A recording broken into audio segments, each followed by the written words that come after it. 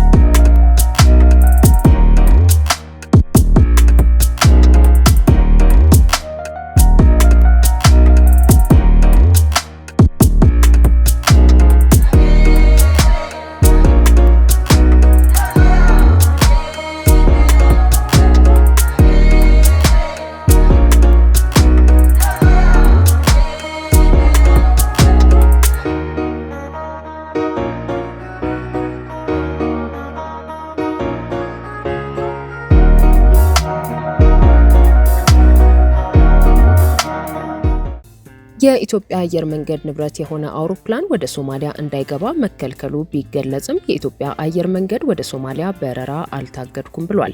የኢትዮጵያ አየር መንገድ ንብረት የሆነ የእቃ ማጓጓዣ አውሮፕላን በትላንትናው ዕለት ወደ ሶማሊያ እየበረረ የነበረ ቢሆንም ሶማሊያ መግባት ተከልክሏል ተብሏል። የተለያዩ የሶማሊያ የመረጃ ምንጮች በማህበራዊ ትስስር ገጽ እንዳሰራጩት የኢትዮጵያ አየር መንገድ ንብረት የሆነ ቦይንግ 737-800 የተባለ የእቃ ማጓጓዣ አውሮፕላን በተባበሩት አረብ ኤምሬትስ መንግስት የተከራየና የተባበሩት አረብ ኤምሬትስ ሰራተኞችን ወደ ሞቃዲሾ ለማጓጓዝ እየበረረ ነበር ተብሏል። ሶማሊያ በአንድነቴ ላይ አደጋ ሆናብኛለች ስትል የወነጀለቻትን የተባበሩት አረብ ኤምሬትስ እያወገዘች ሲሆን በዚህ ሳምንት ደግሞ በሁለቱ መንግስታት መካከል የተደረጉ ስምምነቶች በሙሉ እንዲቋረጡ የሞቃዲሾ መንግስት ወስኗል።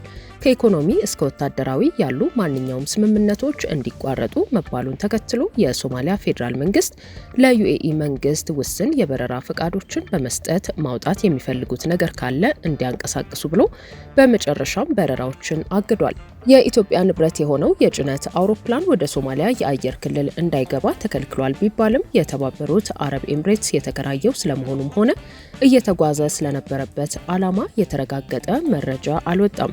በተባበሩት አረብ ኤምሬትስ የተከራየው የኢትዮጵያ ጭነት አውሮፕላን የሶማሊያ አየር ክልል እንዳይገባ ተከልክሏል መባሉ በሞቃዲሾና በአቡዳቢ መካከል ያለው ግንኙነት መበላሸቱን የሚያሳይ ነው እየተባለ ነው። የሶማሊያ ባለስልጣናት አውሮፕላኑ ከተባበሩት አረብ ኤምሬትስ ጋር ባለው ከፍተኛ ዲፕሎማሲያዊ ውጥረት የተነሳ የተከለከለ ሲሆን ወደ ሶማሊያ ሳይገባ ወደ ኋላ እንዲመለስ ተደርጓል ብለዋል። በሶማሊያና በተባበሩት አረብ ኤምሬትስ መካከል ያለው ግንኙነት በታሪክ ዝቅተኛው ደረጃ ላይ ደርሷል ሲሉ ባለስልጣናት ተናግሯል የሚሉ ዘገባዎች እየወጡ ነው። የኢትዮጵያ አየር መንገድ ዋና ስራ አስፈጻሚ አቶ መስፍን ጣሰው ከሪፖርተር አየር መንገዱ ወደ ሶማሊያ ከሚደረጉ በረራዎች የተጣለበት እገዳ ስለመኖሩ ተጠይቀው በሰጡት አጭር ምላሽ ምንም የታገድነው ነገር የለም፣ እየበረርን ነው ብለዋል። የኢትዮጵያ አየር መንገድ ወደ ሞቃዲሾ እንዳይበር ታግዷል የሚል ነገር ትዊተር ላይ በእነሱ በኩል ሲያዘዋውሩ አይተን ነበርና ከርሶ ለመጠየቅ ነበር። አይ የተሳሳተ መረጃ ነው። እኛ አሁንም እየበረርን ነው። አልታገድንም።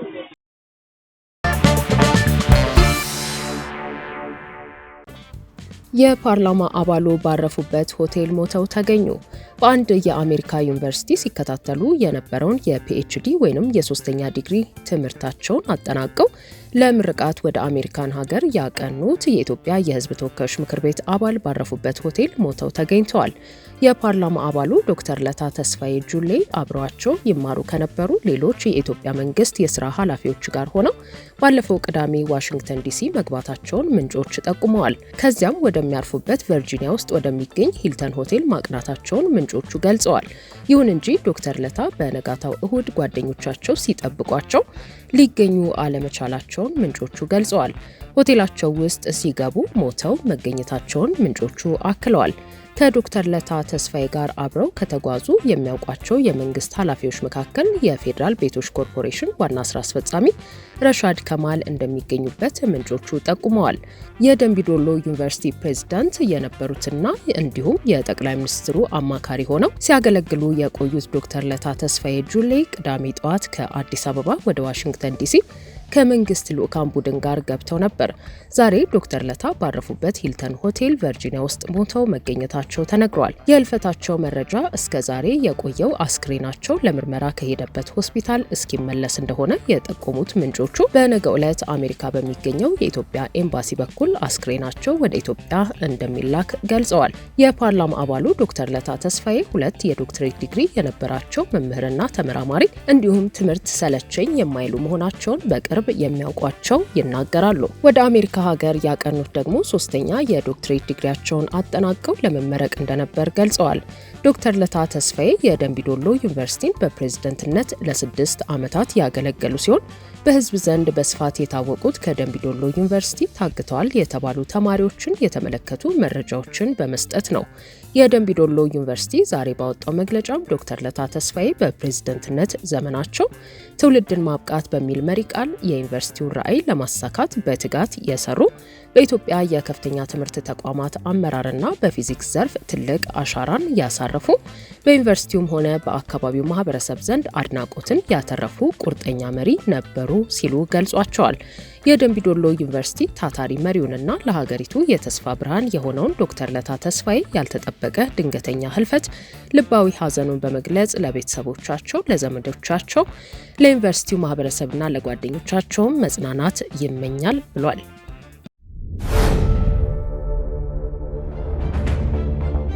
ገጠሩን ከከተሜው ማስተሳሰር የቻሉ ግንባታዎች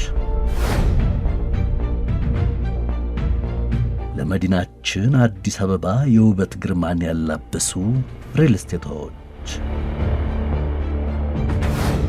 ዓለም የደረሰበትን የኪነ ህንጻ ጥበብ ያገናዘቡ ቅንጡ ሆቴሎች ምቹ የአረጋውያን መጠለያና መጦሪያ ማዕከል የሴቶች ቤተ ውበትና ዘመናዊ የልብስ ማጠቢያ ማሽኖች በለጋ ዕድሜ ተወጥነው ፍሬ ያፈሩ የሀገር ልጅ ሀብት ናቸው።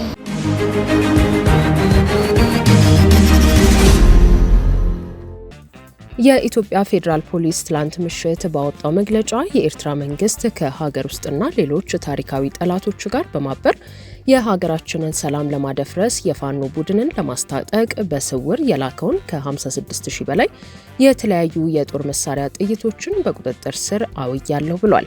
እጅ ከፍንጅ በቁጥጥር ስር በዋሉት 2 ተጠርጣሪዎች ላይ በተደረገው የመጀመሪያ ደረጃ ምርመራ ጥይቶቹ በኤርትራ መንግስት እንደተላኩና ህወሓት በትግራይ ክልል መቀለ ላይ ተቀብሎ ወደ አማራ ክልል ሸዋሮቢት በማስገባት ለፋኖ ቡድን ለማድረስ ሲንቀሳቀሱ እንደነበር ተረጋግጧል ሲልም ነው የገለጸው። ለኤርትራ መንግስት ድልድይ ሆኖ እየሰራ ነው ሲል የከሰሰው ህወሓት ፋኖን በማስታጠቅ የኢትዮጵያን ሰላም ለማደፍረስ አቅዶ ከኤርትራ በመቀለ በኩል 41999 የክላሽ ጥይት፣ 14000 የብሬን ጥይትና 800 የድሽቃ ጥይት በአጠቃላይ 56799 ጥይቶችን በአይሱዙ የጭነት ተሽከርካሪ ከሲሚንቶና ከብሎኬት ጋር አመሳስሎ በመጫን በአማራ ክልል ወልዲያ ከተማ አድርገው ወደ ሸዋሮቢት ለማስገባት ሲያጓጉዙ በወልዲያ የፍተሻ ጣቢያ ላይ የኢትዮጵያ ፌዴራል ፖሊስ ከሌሎች የጸጥታ አካላት ጋር በመቀናጀት ባደረገው ክትትልና ፍተሻ ጥር 5 ቀን 2018 ዓ.ም ከ2 ተጠርጣሪዎች ጋር በቁጥጥር ስር አውሎ ምርመራ እያጣራባቸው መሆኑን አስታውቋል። በጉዳዩ ዙሪያ ምላሽ የሰጡት የህወሓት ቃል አቀባይ አቶ ሚካኤል አስገዶም ውንጀላውን ውድቅ በማድረግ የድርጅቱን ስም ለማጠልሸት የሚደረግ ተግባር ነው ብለዋል። መሰል ውንጀላዎች የተለመዱ መሆናቸውን በመጥቀስም ተከታዩ ማብራሪያ ሰጥተዋል። ኦኬ አይተነዋል። ያው አዲስ ነገር ነው ብለናል ማለት አዲስ አይደለም። ለፌደራል መንግስት በራሱ ጉዳይ በራሱ ጣጣ ወደ አጣብቂኝ ሁኔታ ሲገባ ህወሓትን ተጠያቂ ማድረግ አባዜ ያው ለምዶታል። ትላንትና የተላልፈውም ያው የስቅጥያ ነው። ምንም እዚህ ግባ የሚባል እውነታም የለውም፣ ቁም ነገርም ያለው ዜና አይደለም። ምንም ማስረጃ የላቸውም፣ መረጋገጫ የላቸውም። የዘጋውት ዜና እውነታ የሚመስል ሽታም የለውም እና ወንጀላ ነው። ከወንጀላው በላይ ማጠልሸት፣ ድርጅቱን ማጠልሸት ሲጨንቃቸው የራሳቸው አጀንዳ አልሳካ ሲላቸው ወዳልሆነ ነገር ገብተው አሁን በዛ ተቀርቅረው ህዝባቸው አቴንሽን የመቀየር ሲስተም ነው እየተጠቀሙ ያለው እንጂ እኛ እንደ ቲፒኤልኤፍ እንደ ትግራይ ህዝብ እንደ ትግራይ ሰራዊት የፕሪቶሪያው ስምምነት እንዲተገበር